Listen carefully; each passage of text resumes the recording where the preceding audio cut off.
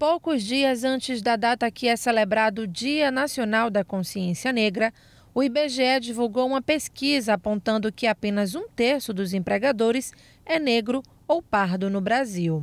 Hoje nós temos 13 milhões de desempregados no Brasil.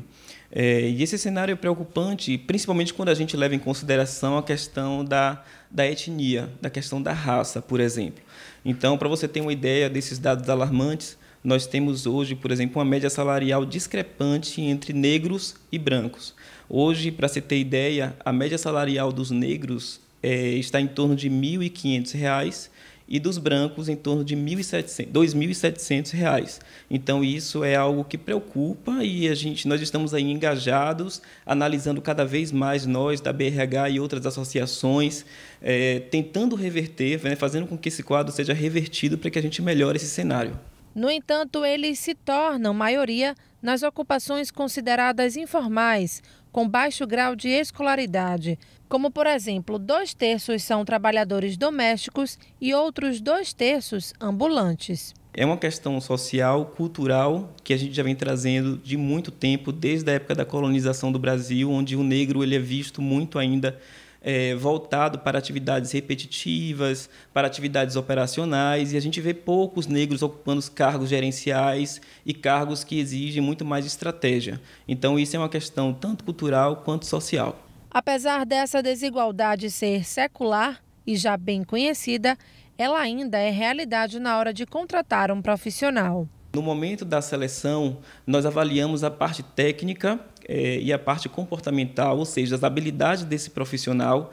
E o que a gente percebe é que essa questão da discriminação, ela parte muito na etapa final, que é onde deixa-se de lado a questão dos relatórios, das devolutivas em relação às competências que foram levantadas e leva-se em consideração a aparência desse futuro profissional. E é constante ainda em um dos estados com maior influência de negros do país, que é a Bahia. Ainda temos essa cultura da imagem, Essa cultura que muitas vezes vem não só das empresas, mas dos clientes dessas empresas. Então, por exemplo, hoje ainda se tem a ideia, infelizmente é triste ter que falar sobre isso, de que os brancos passam uma imagem de bem aperfeiçoado, de bem qualificados, o que não é verdade. A taxa de desemprego também é superior à de brancos. Segundo a pesquisa, atualmente, os negros e pardos representam 63% do total de pessoas desocupadas no país. Mesmo assim, Tadeu, que é consultor da área de gestão de pessoas e diretor da Associação Brasileira de Recursos Humanos da Bahia, acredita que esse quadro melhore no estado. A gente ainda tem um número tímido de negros qualificados, mas isso está crescendo, o cenário vai mudar. Nós temos aí, por exemplo, o ingresso já bastante vantajoso de negros nas universidades, sejam elas públicas através das cotas, ou seja, nas privadas por conta dos benefícios como o FIES e o próprio ProUni. Então, esse cenário, e tem o Sistema S também, que oferece muita oportunidade para essa população negra. Então, eu acredito que esse cenário ele vai mudar. Nós, da BRH, a gente vem fazendo um trabalho insistente, constante, junto com as empresas, junto com as empresas parceiras, junto com o governo. Por exemplo, nós apoiamos o selo da diversidade étnico-racial, que é da Secretaria de Reparação Social. Então, o que é esse selo? Esse selo ele é dado para as empresas, que hoje nós temos mais ou menos mais de 100 empresas, se eu não me engano, que participam dessa campanha, onde elas proporcionam o primeiro emprego ao jovem negro, a inclusão desses negros nas empresas.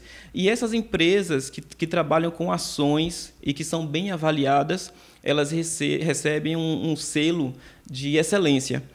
Então, mas isso não é o fator mais importante. O mais importante é que a gente continue fazendo as campanhas.